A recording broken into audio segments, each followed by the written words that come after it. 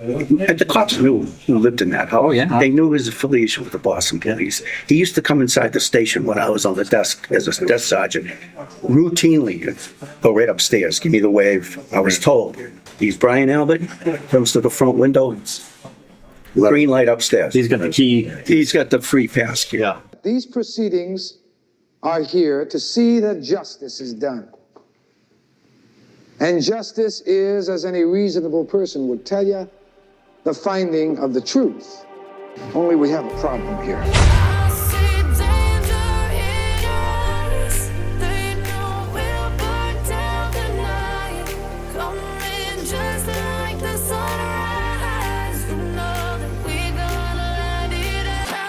As you know, Karen Reed gave her first significant interview since the trial with the podcast Rotten Mango, and that was released over the weekend. And because one of the questions that she was asked was if you could give truth serum to 2 people connected to this trial, who would they be? And of course, her answers, which were very predictable, were Michael Proctor and Brian Albert. And as a result, I decided that I would once and for all do the analysis of Michael Proctor that I have been meaning to do since I learned who he was. The problem and the reason why I haven't done it to this point is because of the amount of time it's going to take. So yesterday, I took my first shot at this analysis. So the Massachusetts State Police do not want us to know that they knew these 2 folks involved in this death are police officers. And to my very point, it took me 75 minutes to go 7 minutes. And there is a reason. And that's because right out of the gate, Michael Proctor is full of you-know-what. And that's not on cross-examination. That was on direct examination with Adam Lally. And before we take a look at this, a huge thank you to the Trial Channel for everything that they do. The Trial Channel is, without a doubt, the greatest trial YouTube channel on the planet. Sergeant Buchanan called me at approximately 6:48 that Saturday morning, advised that Canton PD had a male party that was discovered in the snow outside of a residence, and he wasn't sure what had happened. It was originally given to me as a possible medical situation. And as a result of that line of questioning early on, I went back and did an investigation of sorts, looking at other law enforcement officers related to the questioning of Michael Proctor to try to validate some of what he was saying so that we can definitively know once and for all whether what he's saying is true or not. In so doing, I also, thanks to somebody who directed my attention towards this video with a former Canton police officer named Peter Murphy, I'm going to highlight some really important moments from that interview that I wish I had had a long time ago. So you were a cop here in Canton. What is the policies and procedures for, let's start at the beginning, crime scene preservation, evidence pickup. What do you guys, what do you remember? Did they do a good job? No. Okay. Yeah. That's very good. It's what they didn't do was worse than what they did do. They have nefariously did what they did. Correct. They certainly couldn't have done it out of ignorance, because I worked with all those guys. Did. Correct. They certainly couldn't have done it out of ignorance, because I worked with all those guys. I worked with Gallagher. I worked with Lank, Berkowitz, and Rafferty came on the job when I was a midnight supervisor. They came on new boots on the ground. It's not a surprise to learn that the cops knew better and that then points in a direction of some intent that is nefarious. But to hear it from an actual Canton police officer who was working at the exact same time with all of these people, including, importantly, the chief of police, is a whole nother story. We learned from an analysis that Melanie Little did just a few months ago. Spent projectiles with they even have the serial numbers for the spent projectiles. Can you believe it? Stuff that they collected from Justin's house. In the third drawer of the dresser in the bedroom. It was a plastic paintball gun package. And exactly when they collected it, where they collected it, and where they put it. It's stored in location bin number 1. I mean, I can't even believe that there's such a thing, because they acted like they had no idea what anybody was talking about. I don't have a document logging the clothing laying out there. It was documented in reports and processing, I believe. Have you ever seen a log? I'm not talking about a report after the fact. I'm talking about a log, goes on log, indicating who may have come in and handled or touched or manipulated those clothes in that 6-day span of time before the fact. I have never seen a log like that, no. Here's an item that was collected by Michael Proctor. 1 brown paper bag containing 1 cellular phone. Collected by Michael Proctor on February 7th of 2020 at 19:20 hours. Do you mean that when they collect a cell phone, they're supposed to put it into a chain of custody log? Who collected it? What time they collected it? Where they collected it? Where they put it? Who the owner is? Item number 3. More evidence collected by Michael Proctor, 2/7/2020 at 19:05 hours. 1 brown paper bag containing 1 USB flash drive. 2 green and gray flash drive owned by Justin Root. And here's where they put them, in the upper deck. And they were holding them for investigative purposes. Pants. They collected some pants. Yuri Buchanan is in there too. He's collecting pants. This is more evidence that Karen Reed's civil rights were violated, and that they know how to do an investigation and they know what chain of custody is. Of a different case that involved the Massachusetts State Police CPAC unit, the exact group of guys that are indicated in this case: Tully, Buchanan, Proctor, DeChico, Fanning, the whole gang, that they know exactly how to handle evidence, that they are precise in their tracking of evidence, in their reporting, and yes, in how they track where they are, when they're there, who's there, the whole thing. So any effort that the Massachusetts State Police, any length that they go to try to convince us that, yeah, this is standard practice to just not keep track of where evidence is and chain of custody. What's chain of custody? I've never heard of anything like that before. I have never seen a log like that, no. We know that that's crap. But now we have somebody who's worked with the Canton police, okay, the local cops, who knows procedure, protocol, how they were trained, and knows the chief of police intimately. And that gives us an enormous amount of information about what is going on for real. If you want to do like a bullet point of what should have happened in 3 cops' opinions, mine would be, you would have closed the street. You would have called it, you would have called the station, Resources. and said, get a hold of the chief. Advise what we have. We have, at some point, we have a dead person on a Boston cop phone, and now we have his wallet or maybe his ID. We don't know if he had it on or if somebody else had it. Total recall. For everybody in mandatory recall. Don't tell me you got to shovel your driveway.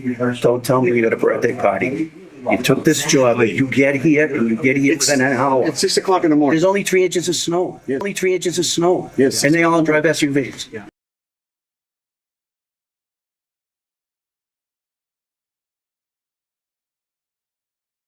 And they all drive SUVs. Yeah, there's 6 o'clock in the morning, everybody should be available.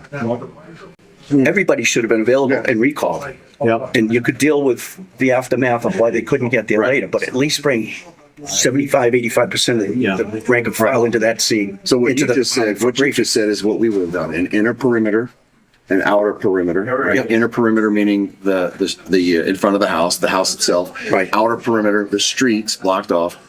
Contain, gather evidence, preservation of the scene. Yeah, the fact that they didn't even know where John was, Officer O'Keefe, blows my mind. I can't, that would never happen in Vegas in a million fucking. It should never happen on the planet. I want to talk about what you did after you woke up on January 29th, 2022. That was obviously a memorable day in your mind, correct? It was a sad day. And do you recall what it was that awoke you on that morning? I mean, for lack of better words, my phone, both my work and my personal phones were blowing up. They were going off. And if you know about what time in the morning was that occurred? Probably around 6:30-ish. Who, if anyone, was blowing up your phone, or who was calling you with that? Well, I think first it was Chief Berkowitz, and then Brian Albert. And was that abnormal for the chief to be calling you at that time of day?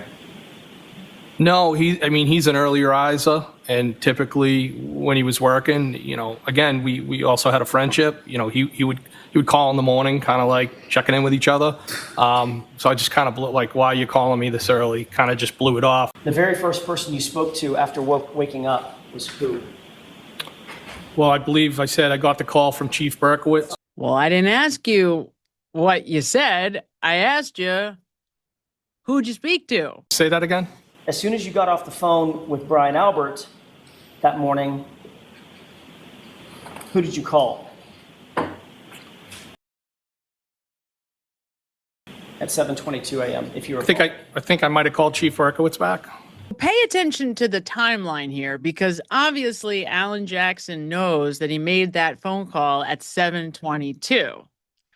And here, Brian Higgins is telling us that he hung up the phone with Brian Albert and called the chief back. And if you know about what time or so was it that you arrived back at 34 Fairview late that morning? Maybe a little after 7. Just in case you missed it, right now, Brian Higgins tells us that he gets woken up by phone calls, or at least 2 phone calls, one from the chief that he ignores, and then another from Brian Albert, which he answers. Then he says that he turned around at 7:22 and called the chief back. The only problem with that is now he's telling us that he was at Brian Albert's house maybe a little after 7. Now, if you're keeping score, both things can't be true. So as soon as you got off the phone with Brian Albert, first thing in the morning, the next call you made was to Chief Berkowitz. Is that right? Yes, because he had called me first. Yes, I called him back. What time do you believe you got to Brian Albert's house that morning after you received the phone calls and woke up? What time did you make your way back over to Brian Albert's house? Maybe around 7:15 in that area. Was there any law enforcement presence there when you arrived? I can't recall specifically. There could have been one police car. I'm not positive. What did Chief Berkowitz tell you about his knowledge of John O'Keefe's body being found just after 6 a.m.? Objection. Sustained. Did you inform Chief Berkowitz that you had been with John O'Keefe the night before? Objection. I'll allow it. I believe I may have told him at some point that I saw John at the waterfall. Did you tell Chief Berkowitz that you had been at 34 Fairview? I believe I did. Did you tell him that your vehicle was parked just feet away from where John's body was discovered? No, because I didn't know where he was discovered. I have listened to Brian Higgins' testimony so many times, I can't even count the amount of hours I put into it. How I missed this whole exchange about the Jeep and the phone call, I have absolutely no idea. But this should help anyone who isn't sure about where Brian Higgins' Jeep was and whether or not the Jeep was parked in front of the house, this should help you just a little. You just spoken with Brian Albert, right? He said in front of the house. All he said was John O'Keefe was found in front of the house. He didn't say right outside on my front lawn. I believe he said he was found out in front of his house unresponsive. Okay. If he was out in front of his house, then you would know, because your Jeep was also parked out in front of his house, that your Jeep would just be feet away from him, correct? Objection. Did you think any of that was important when talking to the chief of police of the Canton Police Department? I'll let him have it. No, I didn't. There was no reason to tell him. How far would you say it was from the edge of the driveway over to your Jeep? From where the back of my Jeep was parked? Correct. Maybe a foot or two, or it could have been even with the edge of the driveway. Now, you get in your car, and it's facing directly toward the flagpole, correct? It's facing directly up the street. The flagpole would be off to the 1 o'clock. Right. So just a few degrees off to the right, the flagpole is, correct? It's off to the right. Just a few degrees. I don't know how many degrees, but it's off to the right. Well, you just said 1 o'clock. You're a former military guy, right? I am. Okay. 1 o'clock means 1 o'clock on a watch. 12 o'clock is due north, or right in front of you. 1 o'clock is just a few degrees to the right, correct? That's what you meant. At the 1 o'clock, yes. Okay. So you didn't see a body when you got in your Jeep. No, I did not. Then you turned the engine on, correct? And the wipers, yes. And the lights. Yes. And the lights lit up everything in front of you, correct? Yes. You still didn't see a body, did you? No, I did not. Sitting in the driver's seat, you put the car in gear and you begin to roll forward, right? Yes. But there was a plow on the ground that scraped for a foot, right? Yes. So you picked it back up, Yes. looked out the windshield to make sure the plow was situated, and continued to roll forward, correct?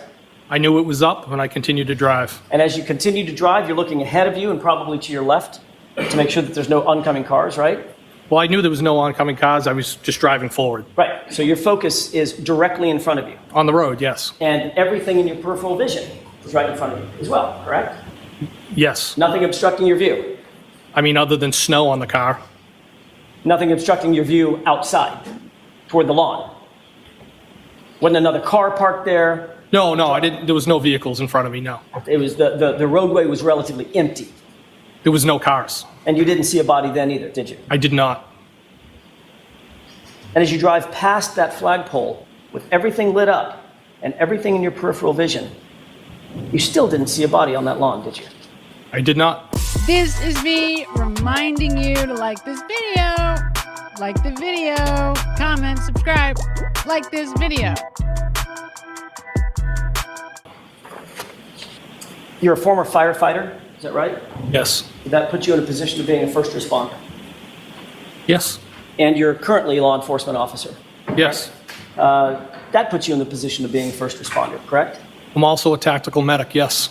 Which means that you have training to be an observer. You're a trained observer, more than the average person, correct? Yes. You look for things out of the ordinary. You look for things that don't belong. As an investigator, and former firefighter, first responder, correct? Yes. And you did not see a 217-pound man bleeding out on the side of the road, in the lawn, or in the yard, just to your right by that flagpole, correct? If I did, I didn't ask would you have if done you something did. to help him. I asked you if you saw one. No, I did not. And that's because there was no body there, correct? I didn't see anything. Because if there was a body there, you certainly would have seen that. Objection. Watch here as Brian Higgins looks for the objection before Alan Jackson is even done with his question. Did you think any of that was important when talking to the chief of police of the Canton Police Department? I'll let him have it. No, I didn't. There was no reason to tell him. And who, if anyone, called you around that time? Sergeant Sean Good. Do you know approximately what time Sergeant Good called you? I believe it was 6:08. Sergeant Good stated that there was a gentleman found in the snow at 34 Fairview Road, and he was in very grave condition, and he brought it to my attention that he was also a Boston police officer. So let's be very clear that Mike Lank knows that when he arrives on scene around 6:20 in the morning, that he is showing up to a Boston police officer's home and that there is a Boston police officer on that front lawn, unconscious, and who's likely not going to survive. I live fairly close, so I was on scene by, I believe it was 6:24, 6:25. Did you know at the time you got the call that that very serious incident was occurring at 34 Fairview? No. When did you realize that? Upon speaking with Sergeant Good. Okay, so Sergeant Good didn't, I guess that's what maybe I asked an inartful question. I was asking whether or not Sergeant Good told you before you actually arrived, he sort of had to have, that it's at 34 Fairview. He did. Okay. At that point, did a light bulb go off and you think to yourself, ding, that's the Albert House? I don't recall if I realized it then or once I turned onto the street. I don't recall. At some point before your car came to a stop, you knew this is 34 Fairview, this is the Albert household. I knew that was Brian Albert's house, yes. I stated that he had some trauma to his head, and I said, I don't know if he has been in a fight, and then I believe I described it as I don't remember my exact terminology, but it was a crazy scene. Chaotic scene? Possibly. I don't recall my exact words, something to that effect. But you do recall your exact words to dispatch being, I don't know if he's been in a fight or whatever. Correct. So after I spoke with Ms. McCabe, I believe I was able to then contact the CPAC unit. And what is a CPAC unit? CPAC unit is the investigative division for the Norfolk County District Attorney's Office. Why did you contact them? Because I was made aware at some point that it did not appear that Mr. O'Keefe was going to survive, and I wanted them to be aware of the situation. Any sort of scene where it appears that the person is not going to survive, we would contact State Police CPAC unit because they investigate all deaths. And did they respond at that time? No. Sergeant Buchanan called me at approximately 6:48. So a Sergeant Buchanan usually sets the on-call rotation. It's at random, and your on-call is from 7 a.m. to 7 a.m. Any unattended death, homicide, suicide, overdose, things of that nature that comes in during that time frame, you own it. That's your call. You own it. That's your call. That Saturday morning advised that Canton PD had a male party that was discovered in the snow outside of a residence, and he wasn't sure what had happened. It was originally given to me as a possible medical situation. As far as Detective Sergeant Lank was concerned, was that someone that you called on your own, or how did you get his information, or why did you call him specifically? I knew he was on scene, so I called Detective Lank. Sir, you were notified on January 29th, 2022, that a Boston police officer was found gravely injured in front of 34 Fairview in the lawn, in the yard, correct? No, that is not correct. What were you notified of? When the notification came in, it was that there was a male party found in the snowbank. At some point, you learned that male party is John O'Keefe, a police officer, correct? At some point, we did learn that he was a Boston police officer. Matter of fact, you learned that morning. May not have been the first notification, but certainly early that morning, you knew that John O'Keefe was a Boston police officer. At some point, we learned. I don't remember exactly when. If it was morning, just after 12, I don't know when, but we did learn that he was a Boston police officer. For some reason, the Massachusetts State Police do not want us to know that they were aware that both Brian Albert, the homeowner, and the man found on his front lawn were police officers.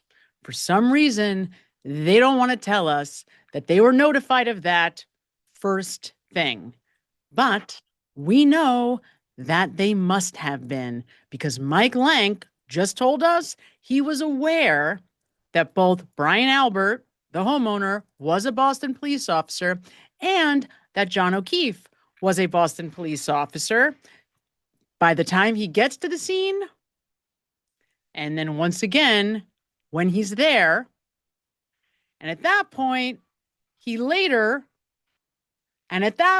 calls into the CPAC dispatch, according to him. Not the Canton dispatch, the CPAC dispatch. And he tells them, I stated that he had some trauma to his head, and I said, I don't know if he has been in a fight. And then I believe I described it as I don't remember my exact terminology, but it was a crazy scene. I don't know if he's been in a fight or whatever. So these two are lying. No question. There is no way that Mike Lank doesn't tell them that these are cops. None. And did they respond at that time? No. And about what time was it that you and Sergeant Mechanic arrived at the Canton Police Department? It was approximately 10 a.m. that morning. So you arrived at the Canton Police Station about 10 a.m. or so. When was it that you arrived in relation to Sergeant Mechanic, if you know? At Canton PD? Yes. I don't recall if Sergeant Buchanan arrived first or myself. Now, something you cannot forget about Michael Proctor on this day is that he knows this may be the biggest moment of his career. We know from his own words that he understands this is the first homicide in Canton in God knows how long. And remember, he's from Canton. And it is the murder, a homicide of a Boston police officer. And as he's already told you, this was his case. Any unattended death, homicide, suicide, overdose, things of that nature that comes in during that time frame, you own it. That's your call. He knows how important this case is.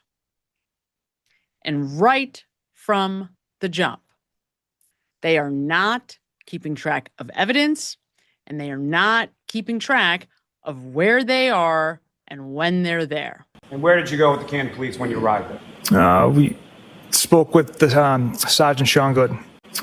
We spoke with the... And for now, I leave you with this. I slowed Michael Proctor's testimony down to 0.75 and went back and listened to the entire beginning, all of the beginning of his direct testimony. And my intention was to try to get a proper baseline, what it looks like when he's telling the truth.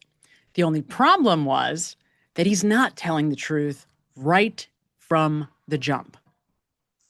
That is what inspired me to go back and check some of his statements so that I could definitively know what it looks like when Michael Proctor is lying and what it looks like when Michael Proctor is telling the truth. And that's when I caught this. We spoke with the... The date is now February 2nd, 2022. And a person by the name of Doc writes, "Is that chick a smoke?" Correct? Correct. Who's the chick? Miss Reed. And you write E-H, right? Yes. And then you write nutbag, as Chief would say, correct? Correct. Who's Chief? A friend of mine. In this statement, he almost slips up and tells us the truth. The real person that him and Buchanan met with that morning at the police department, which, by the way, we should have video evidence of. They were not there meeting with Sean Good. They were there meeting with the... And then you write nutbag, as Chief would say, correct? Correct. Who's Chief? A friend of mine. They may have nefariously did what they did. Correct. They certainly couldn't have done it out of ignorance, because I worked with all those guys. I worked with Gallagher. I worked with Lank, Berkowitz, and Rafferty came on the job when I was a midnight supervisor. They came on new boots on the ground. Permanent. We would call the station Resources. and said, get a hold of the chief. Advise what we have. We have, at some point, we have a dead person on a Boston cop phone, and now we have his wallet or maybe his ID. We don't know if he had it on him or if somebody else had it. We spoke with the Now, some of you might remember that I spent a lot of time on the Sallyport video a little while ago trying to figure out whether this person with the hat with the baseball cap was Buchanan or Tully. But in doing that, I discovered that there are two people who look an awful lot like Michael Proctor in this video, in the Sallyport video. And it turns out one of them is wearing glasses and the other one isn't. And thank goodness, Michael Proctor loved to carry around his black folder, because Michael Proctor carrying around his little folder gives us clarity as to who is who in this video. And the guy that is leading them around this Sallyport, running in and out, that guy is Chief Kenneth Berkowitz. Dr. Buchanan, from what you're observing in this video, what you've seen or what you recall from this, what is it that you and Chief Proctor and some of the other officers are doing now? We're establishing a perimeter around the vehicle with yellow tape in order to prevent or alert and advise anyone in the area to stay away from the vehicle. I worked for the Canton Police. Were you a sworn officer at that time? At what time? When I was employed there? When you were employed by the Canton Police Department? Yes, I was. As a sworn police officer? Yes. Okay. What was your duty assignment in January of 2022? I was a patrol officer. Did you work overnight, like a late shift going into the morning of January 29th? That was my assigned shift, so yes. Okay.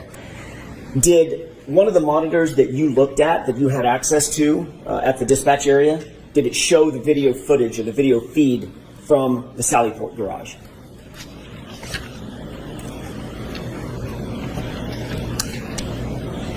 So I already said I don't remember where in dispatch the screen with the cameras was.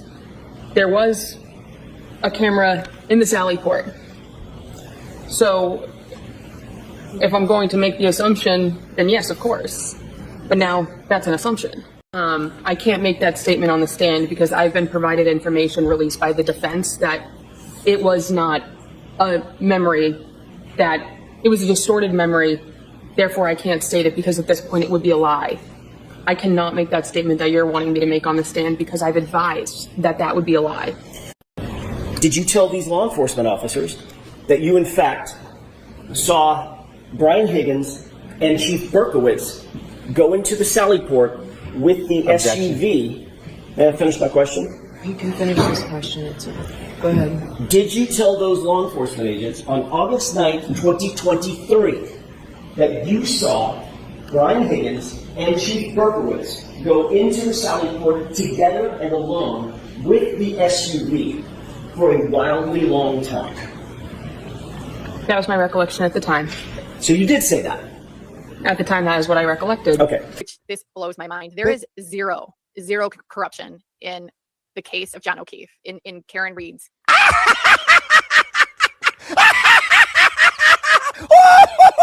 One more time. One more time. I think they understand the justice system. One more time. Which this blows my mind. There is zero corruption in the case of John O'Keefe, in Karen Reed's prosecution. God. None. There is zero. None. What? Nothing to see here. It is the defense counselor's duty to protect the rights of the individual, as it is the prosecution's duty to uphold and defend the laws of the state. Justice for all. Only we have a problem here. I live inside my own world of make-believe. Kids screaming in their cradles, profanities. I see the world through ice covered in ink and bleach. Cross out the ones who heard my cries and watched me weep. I love everything. Fire spreading all around my room. My world's so bright, it's hard to breathe, but that's alright. Hush.